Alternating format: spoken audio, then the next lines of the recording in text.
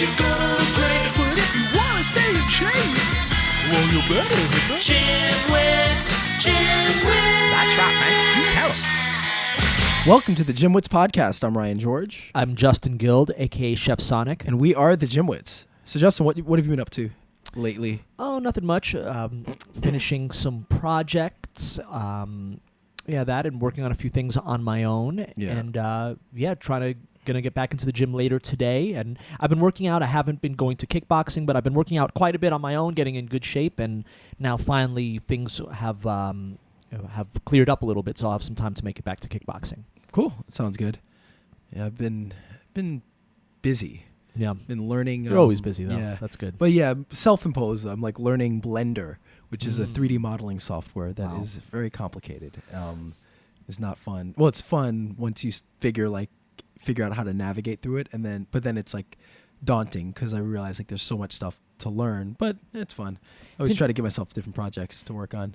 It's interesting. The guy who I'm doing the record for is a little bit like you in that he is always involved in something. He's doing some convention, then he goes up to his farm, and then he'll make his own maple syrup, and then he'll go fishing. So he loves to just constantly immerse himself in life, and I feel that in a way is a behavior.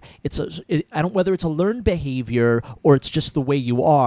I think that's the way some people are. Like, I'm not like that. Like, I love to do a lot of things, but I don't love to constantly immerse myself in all these different things. Sometimes I just like to focus on a few things at a time. Like whether it's, I guess when you do something like, you do something like music, what you do, like you do martial arts, which is similar, but you don't immerse yourself in like martial arts the same way. Like you train when you train, but it's not an everyday thing all day.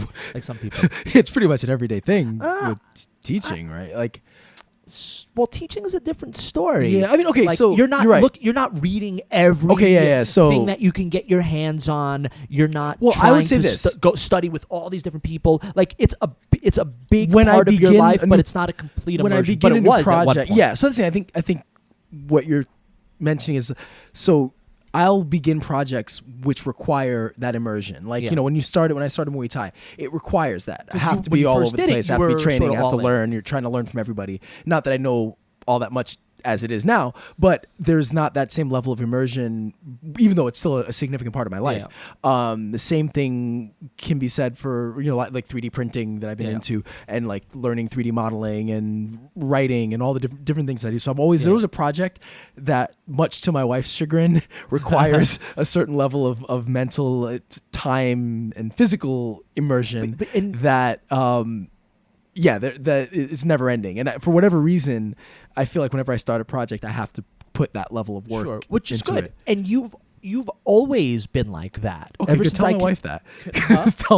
Tell Anna that. But I mean, and it's No, true. this- Ever since I remember, you were always, or at least towards your later teen years, you were always in something. There was always a new project, a new this, and that, and that's good. I think it's a good behavior, especially if that's the sort of thing that you're into. It's good, but sometimes it takes you away from important things, and so which is my own problem. Like, I do have to find a balance, because every new project that I take on takes away from other more important things. And so sometimes my problem is not realizing, like, okay, I need to take a step back. Like, we have I was telling my wife about the project that we are working on that won't give any details of it right now, but suffice it to say that if we actually pull this thing off, it would be pretty remarkable. Full We actually have two immersion from projects. both of us. We have two projects potentially that would.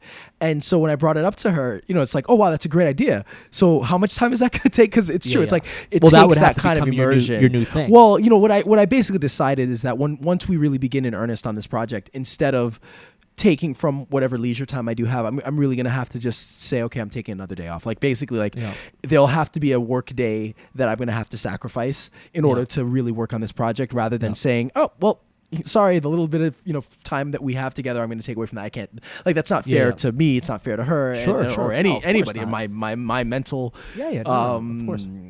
whatever. It's always a so sacrifice. I think, so at this point, I'll probably have to sacrifice a little bit of the money, but like, we're pretty sure this project will be pretty cool. So it's like, we got to figure out how to do it. But yeah, that's the problem, is like the wheels are always turning, I Yeah, guess, wheels are which is always a great turning. problem to have, but it can be daunting when you're starting something new.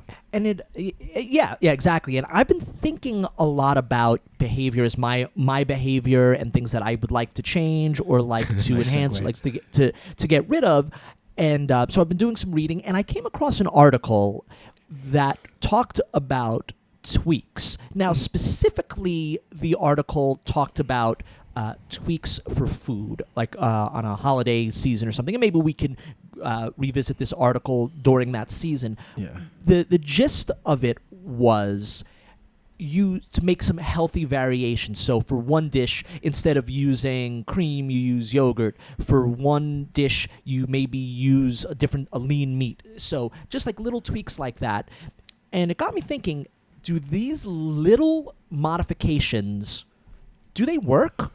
And I know this happens to be a diet thing, but when you look at the broader scope of making little tweaks in your behavior, do they work, really? Yeah. And so my first thought, specifically in this instance, I thought, well, even though this sounds like it works theoretically, oh yeah, you change this food for that, you change this food for that, and you have a lot healthier options. Yeah. Then I got to thinking, specifically in this instance, you're at a holiday party.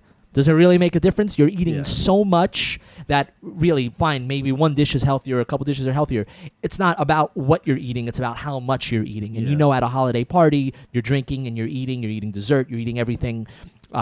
Is really not going to make a difference. So I actually thought that the article was a little useless. Yeah. And also, just the concept of trying to make a holiday party or a holiday feast healthy didn't make sense to me. Yeah. Like, there are certainly times, most of the times, where you want to be healthy. Yeah. But if there was ever a time to splurge and not deprive yourself, it would be a holiday party. Yeah. Well, there are a few topics to cover here. Sure. So the first thing I would say is, and we've talked about this before, when it comes to like cheating, or if you have my advice, anytime someone's like, oh, I'm going to go to a party, how should I? It's like, if you're going to a party, if you have self-control, like if you know that, you have having one bad meal will not carry over into a month of bad meals, then just eat whatever at the holiday. It's a party. Don't worry about it.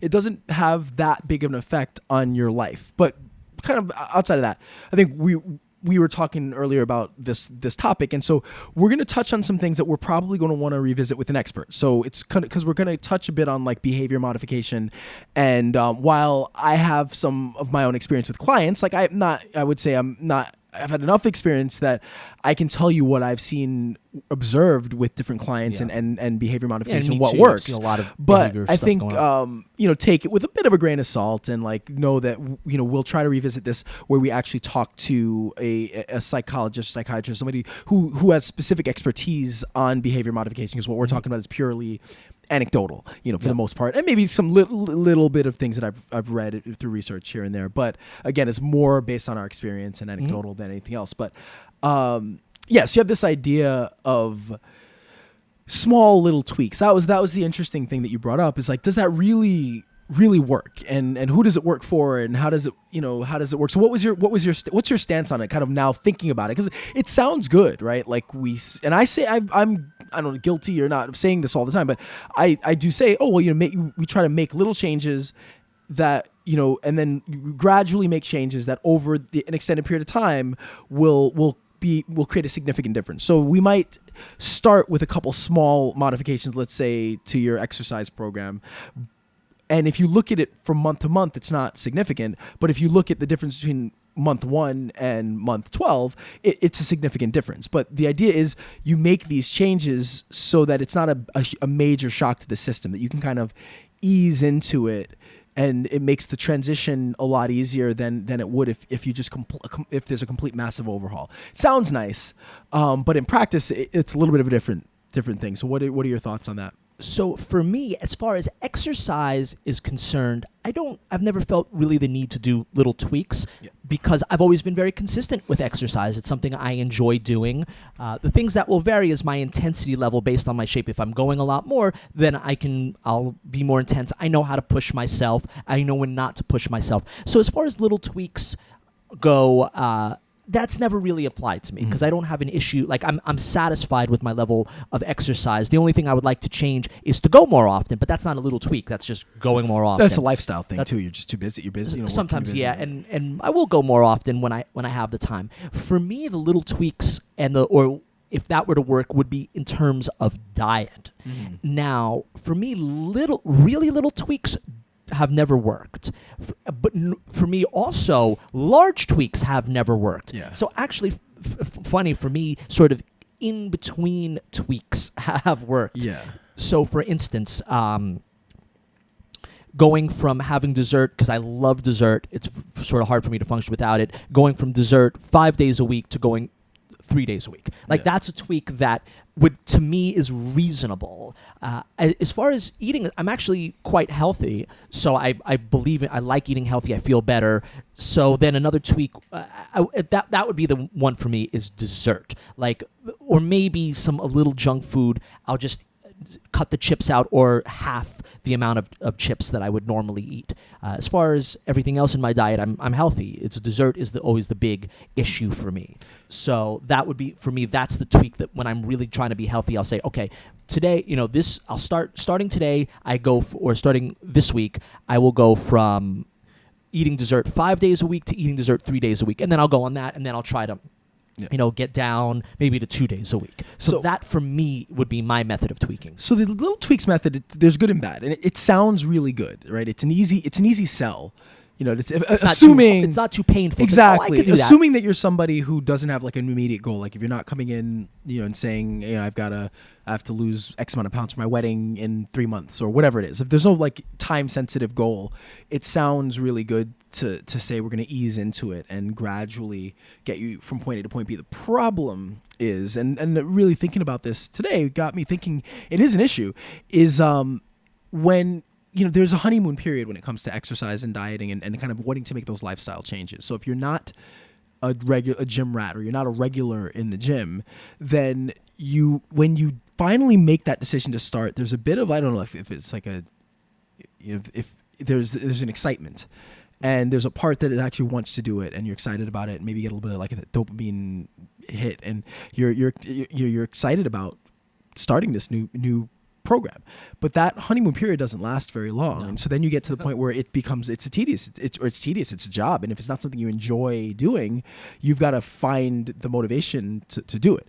So if you do the gradual method, unfortunately, you don't get the results as fast. The results more come from small lifestyle and habit changes, but since you're not getting the results as quickly and the honeymoon ends quickly, it becomes very hard to stick with it and to stay motivated and to stay excited on that type of a program. And I've actually, when I think about it, I found that what ends up happening is the people that are successful with the gradual changes, they tend to need constant supervision and constant, like, somebody there constantly up there them behind, like telling them like, here's what you need to do. Okay, now you're here. Now we got to move to this. And moving you. So like if you have a trainer that's going to sit there and monitor every detail and constantly kind of move things forward for you, it'll work.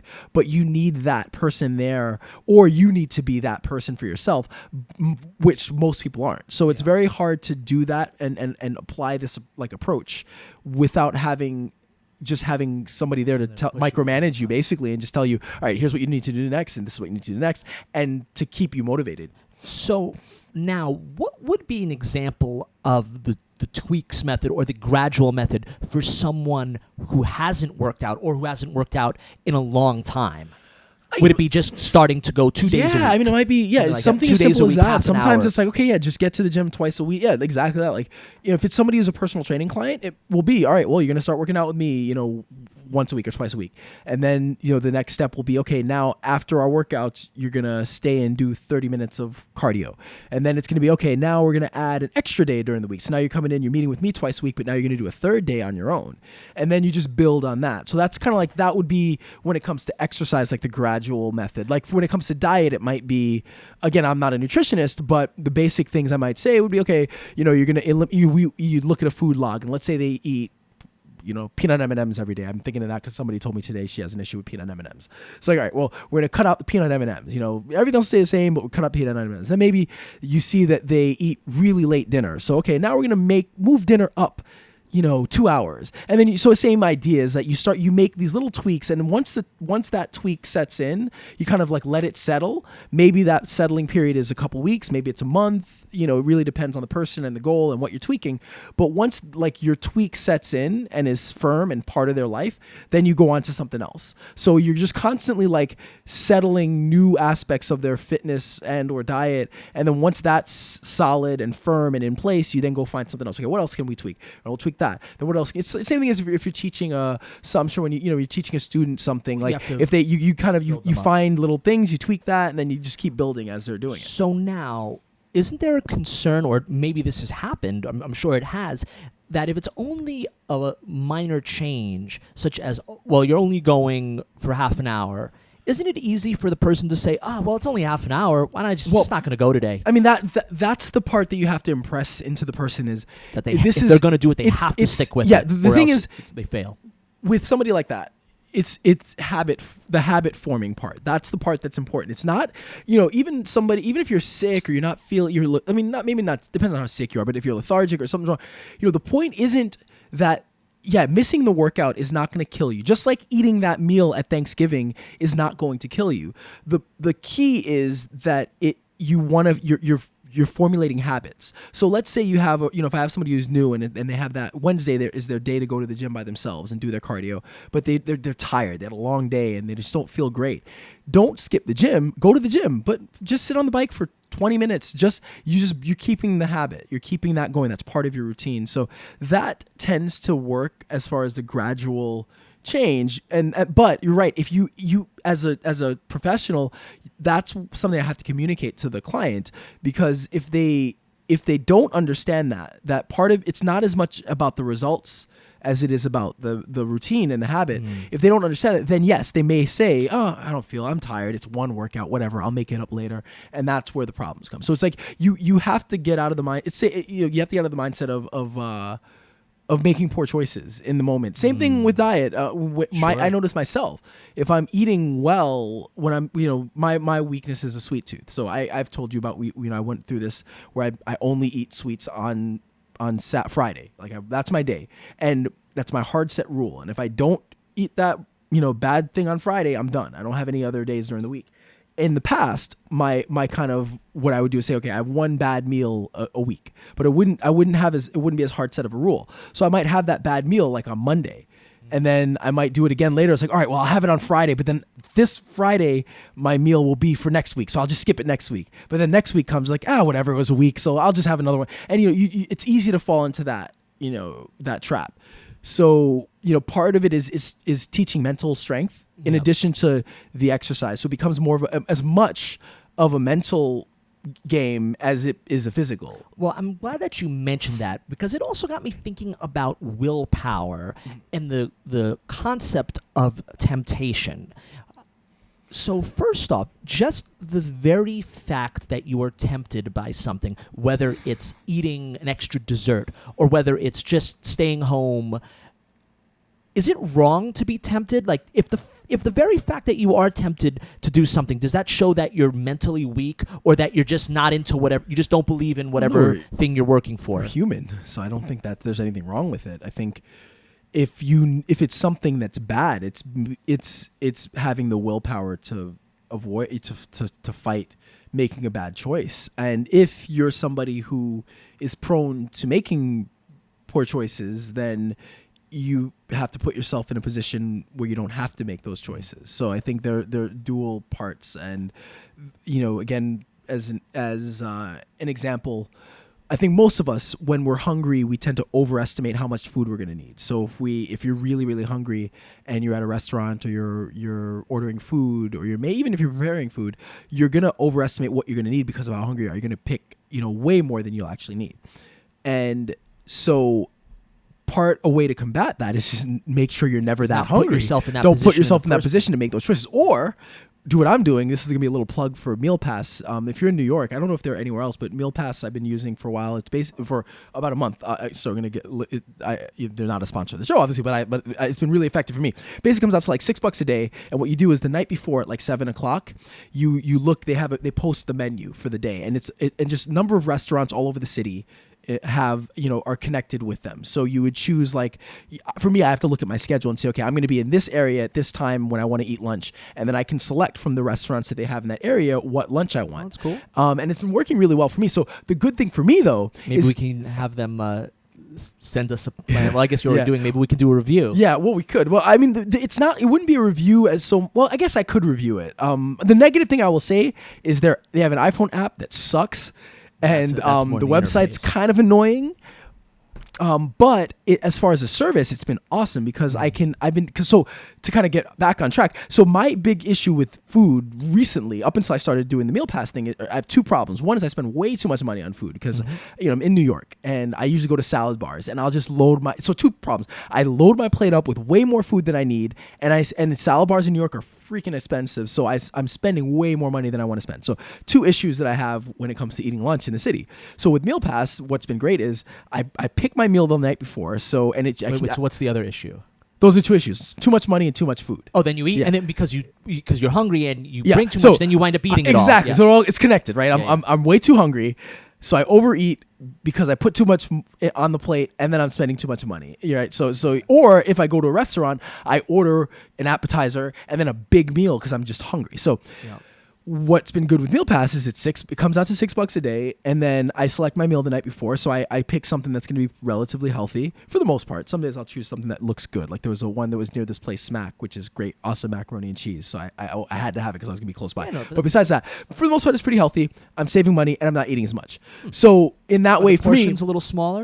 it depends on the place. Every place is different because depends, it's connected with different restaurants. So like, there's one place that makes these really good like steak salads, but it's small.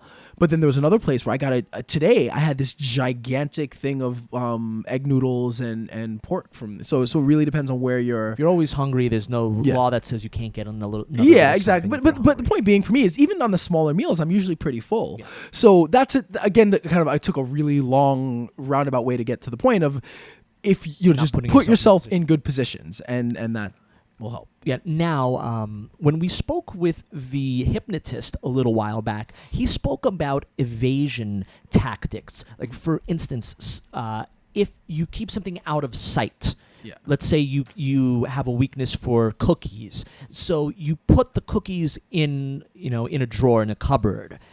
He believes that you're less likely to eat them than if they're sitting out.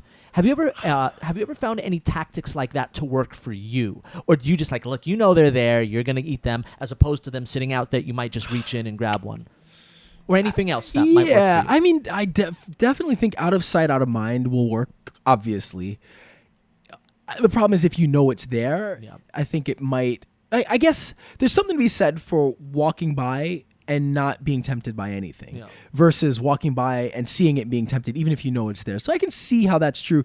Personally, for me, I'm not very good with that. So I know that if there's something bad, if I know it's there, I'm gonna eat it. Unless I'm very strict about myself. Like, my wife and stepkids, they typically will order.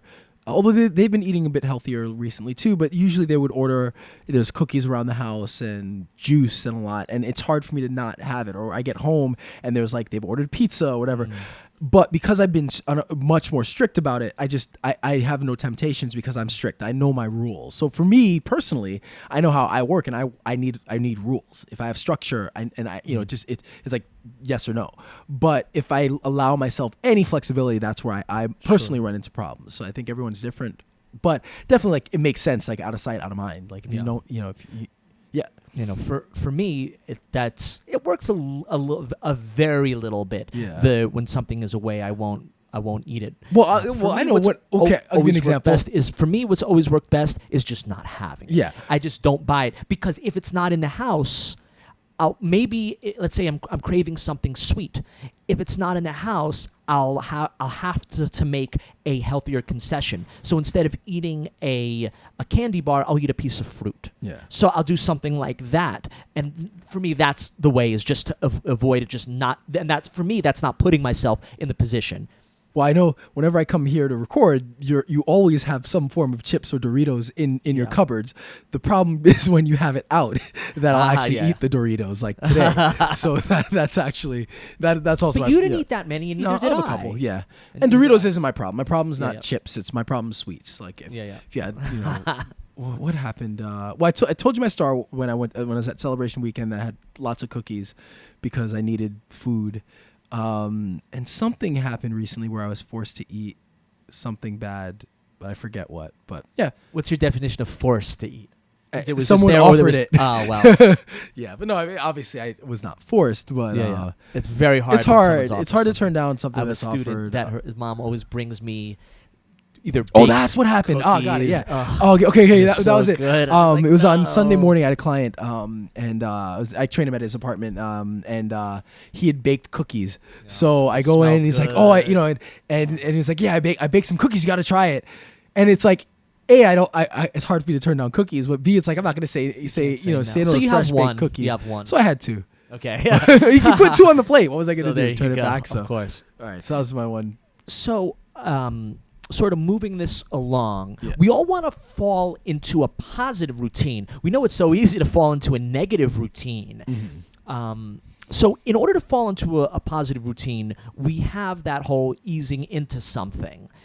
But sometimes in the past, for me, just going into it just head on, headstrong has worked, although it never works completely, and I'll always back off a little bit. But what I back off to is still better than what I was from. So, for instance, I'll get into a hardcore diet and hardcore working out, and I know that I'm not necessarily going at a sustainable rate, but it gets me into that. And then when I level off, I often find myself in a good place. How do you feel about that? Just jumping into something, and really going balls out. Again, it depends on the person. That method, so there's interesting because obviously we have things like with the Biggest Loser, how bad that can be for you, and how people that have been on that show and people go through these extreme diets tend to not have success. Although there's been some interesting research that shows that you actually have better results with that approach, or can potentially have better results with that approach. The kind of cold turkey approach, or the all just put everything in. Now, what happens there is. The reason why is because it's so extreme that you have to make progress. And then even if you rebound, sometimes the rebound is enough that you've still made a good deal of progress. As long as you can get back, go back into it eventually. Whereas if you take the small gradual approach, it's not as quickly. It's like sprints. Yeah. So now the problem with which are more effective than distance running. Yeah. Well, not necessarily. The problem with the crash approach, or the all out, all in approach is that is the rebound. So you go all in, you're not used to it, and at some point, again, the honeymoon period ends, and how do you handle it, and can you keep it up, and is it sustaining? And usually people rebound completely the other way, whether there's some kind of an injury, or they just give up, or their life gets in the way. So that approach can be effective. I've seen it be effective, but I've also seen people be effective with it and then completely gain all the weight back. There still has to be a plan. So if you do that approach, you have to account for what the changes that happen in your life. So if I decide that I'm going to go from not exercising at all to exercising 4 or 5 days a week and dieting, I have to be able to account for what aspects of my life are going to change because I'm adding that. And we talked about that. There was a great Cracked article on it. And that's really, really important. So if you're going to do the crash approach, a lot of people say, oh, well, I'll go crazy. Essentially, I mean, they don't say it in those words, but like, I'm going to go crazy and go extreme for a few months. Then when I get to my goal, I'll go into maintenance. And that's all great. That's fine. In theory, it works, but you need to say, okay, I'm going to go extreme right now, but here are all the things that I'm going to change in my life to allow myself to go extreme. Because if you don't make those concessions and you don't make those changes, then you're going to rebound, and it's going to rebound hard. And the other issue is injuries. So the problem with doing too much too fast is also that when it comes to exercise, specifically, is that injuries are easy to happen. So if you're someone who's not used to exercising and you start going, working out 2 hours a day and doing tons of squats and exercises you're not used to doing and deadlifts and you're running, there's just there's a significant chance of injury. So again, it just takes the approach can't just be I'm going to go extreme. You need to have a plan full with plan. that. Have you ever thought of this plan? Has anyone ever done this? The balls in, balls out approach, where like for 2 weeks you go really hard with both diet and exercise, then you take a week where you just sort of don't do anything, where you take it easy. Maybe you don't have a terrible diet, but you just do whatever. Then you go another 2 weeks really hard. Do you think that is sustainable? And would you see results? Could that work? That's a kind of a clever plan, right? If that hasn't been marketed, maybe we should do that. We should I call think it the that's Gym Wits balls in, balls out workout. 2 weeks of exercise, a week of I think or you could do another plan. 3 days hardcore dieting and exercise, 1 day whatever you want. 3 days, really hard. Could that work? I'm going to say no. I'm going to say it could work as a program. That's what I'm saying. Like, but as a to get program. results, I don't know that it would work, because if you say you could do whatever you want, like you can eat a lot Not- of calories. Not whatever you want, but just normal. Not thinking of your diet. So like Honest- 3 days going super strict diet, right? Really working out hard, no dessert, no nothing, really clean. Then on your day off, just a normal day. Like maybe you'll eat a burger, maybe some dessert, nothing awful, but just a normal day where you feel comfortable, but not pigging out. Just a normal day. So that could mean a dessert. You can be right? the guinea pig for this. I Right? honestly then don't know. 3 days really strict. Then a normal day of eating whatever you want. Dessert. I don't know. That's an interesting concept. Or maybe Probably over a not. 2 week I don't plan. know Why if it would- wouldn't it not work? It would definitely work in the exercise realm, because just the Yeah, sure. Because you need days off anyway for exercise. It would work for that. I'm saying for the weight loss and diet part, that's where it would be an issue. I don't. Well, so for someone like me, like a normal day isn't that bad. Yeah, but we're not talking about someone. We're saying just the average person. So Yeah, if you we- eat better, you probably eat a healthier diet than the average. It's definitely the average American. I think so. that with a lot of what I eat, I think a lot of Americans would be very satisfied. So, a satisfying day. So maybe it's not a pig out day, but it's a satisfying day, just normal food and a dessert. So, and then I think it could work. Or maybe 2 weeks in, 1 week off. Maybe something like that. I don't know. You can try it. You can try it out. What do you think? Do you think that that could work? I don't know. How'd your intermittent fasting thing go? I never You got into it? really got into it. I did it for a little bit. I honestly, I don't. But I just think, didn't. My brain didn't work well. I don't when think didn't it would eat too much. work. But we can look it up and see if there's been anything similar to that. Maybe it depends on the level to which I think it really Yeah. would depend on how bad. Yeah, I think the because off you day went. is. It's also like how far are the extremes? How far are the extremes? Yeah. And are you doing extreme exercise during your on period? Or you? To what you can, pushing yourself to what you can do. I think it's a good Yeah. plan. Hey, maybe this is the new plan. The balls out. What was it? Balls in, balls out. Balls in, balls out. Why is that so funny? Gym Wits balls in, balls out. All right. So we've all heard this slogan for many years now. It's a great marketing slogan, and it comes with a great logo, and it's just do it. The Nike slogan, which implies just go out there and put yourself out there and work hard. Is it as simple as that? Is it as simple as just someone putting on their running shoes and just going and just starting their plan, or just doing it day by and just every day waking up and just doing it? And if it's not that, if someone doesn't go into their new plan, if they say they want to work out, does it mean that they don't care? Are they being lazy? Is it really extreme in those ways where you can just either just go do it? And if you don't, and if you're not able to go do it, does it mean you don't care or that you're lazy?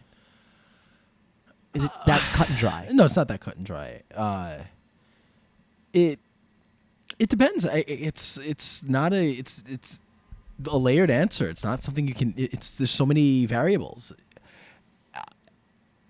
If you have a goal, if you have a very specific goal, and you know what you're supposed to do, then yes, it is cut and dry. It's you either do it or you don't. What is the Yoda quote? do or do not. There is no try. I think something like that. Yeah. So like in that way, yeah, You're sure. trying, you ain't. Yeah. So. Well, no, it's not even that. If not, it's just that it's one or the other. It's like, it's a So you think one it or is a cut zero. and dry there? In some ways, yes, but obviously that's a oversimplification of it. It's not really just Is it simple? yes and no. It's simple. So what's it's like what's simple in complex that. about it? What So I'll give you the example of the person that I have in mind. My mom. Yeah. She every day she says, "Oh, I'm gonna start. I'm gonna start my plan. I'm gonna start working out. I'm gonna start eating better." And it's funny, sort of about this. One thing she does that I know is sort of behavior that I tell her every time she's doing it. I was making breakfast for her, and I said, "Oh, so do you want another tortilla with this? A little fried tortilla I was making." She's like, "Oh, no, it's enough. And she'll always do that. She's like, "Oh no, it's enough. You're giving me too much. You're giving me too much." And then she won't eat it during dinner, the real food that I'm giving her. And then she'll go and then she'll eat a big dessert.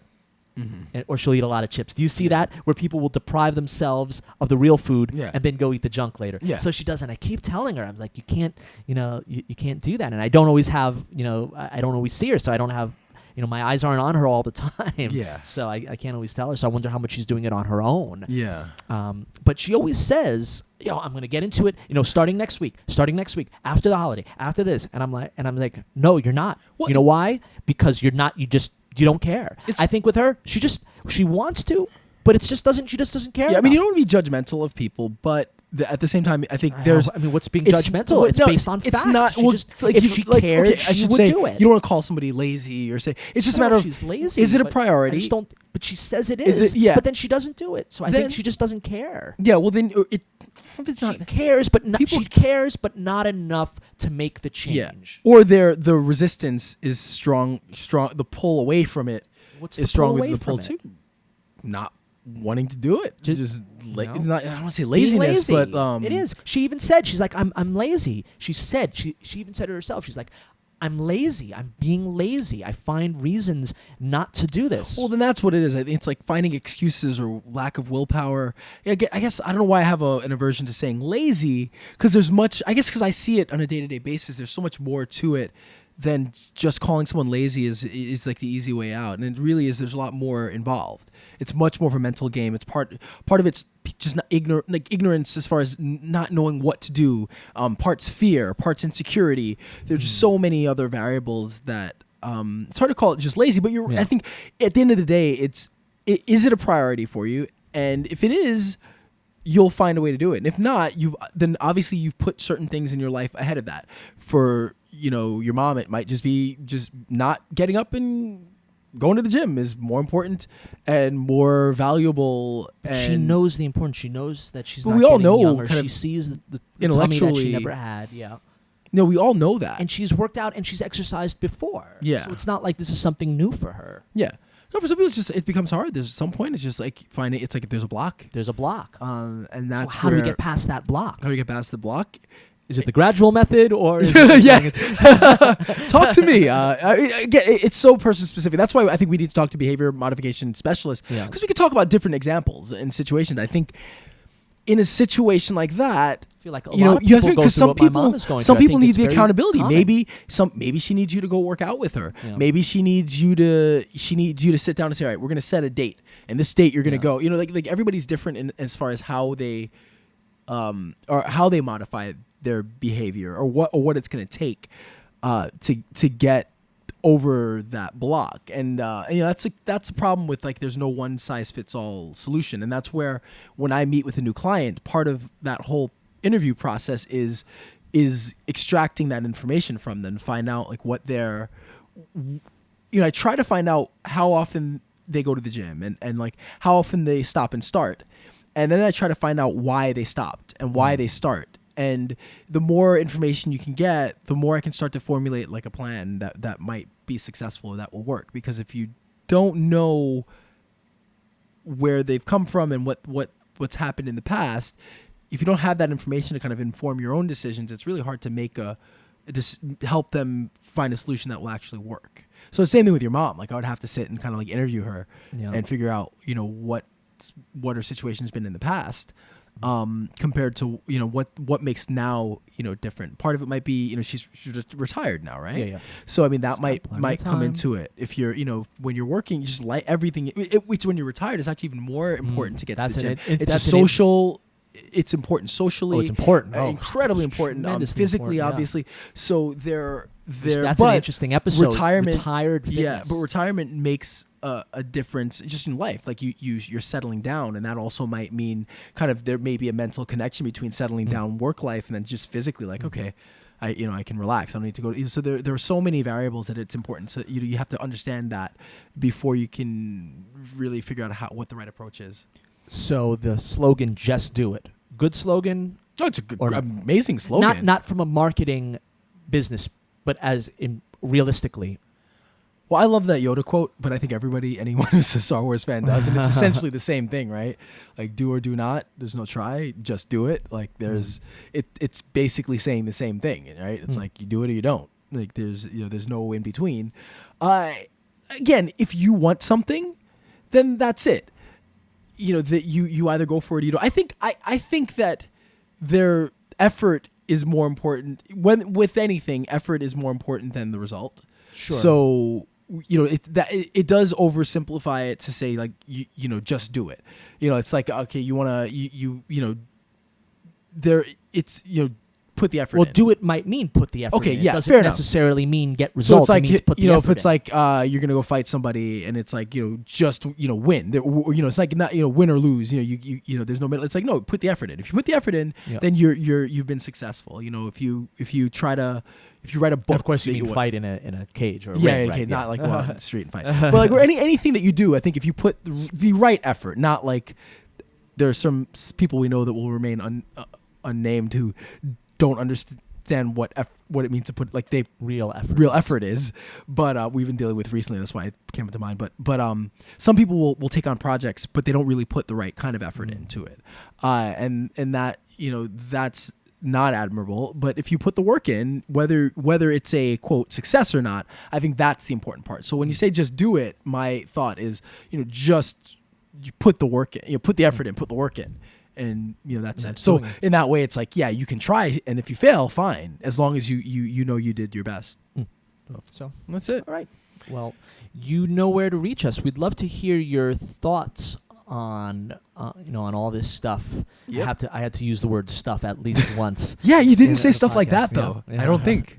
I don't even know if I used the word stuff at all. Up until Maybe then. not. Oh, cool. Have you guys had similar experiences with this where you've started plans or stopped, or you just couldn't get into it, or there was something holding you back, or you're dealing with similar issues of willpower? Do you need to not have dessert in the house, or do you need to put it in a cupboard or something like that? Let us know what you think. Everything that you guys write in helps us. It gives us more fodder, it gives us more information, and it helps us communicate more good stuff to you guys. All right, well, that's it. As usual, all of our stuff is at thegymwits.com. You can find our email, Facebook, Instagram. Download the app. Twitter. Download the app if you have an iPhone. And rate, review if you can. It helps us. If you listen to a lot of podcasts, you probably hear this all the time. But yeah, it does really help with like the iTunes algorithms and stuff. So I'm going to download it on my iPad right now. Cool. All right. And then there are always extras. We posted a cheat meal last week. We got some cool stuff to post with the app. So get the app, get some cool stuff. All right. That's it. Ryan George. I'm Justin Guild, a.k.a. Chef Sonic. And we are the Gymwits.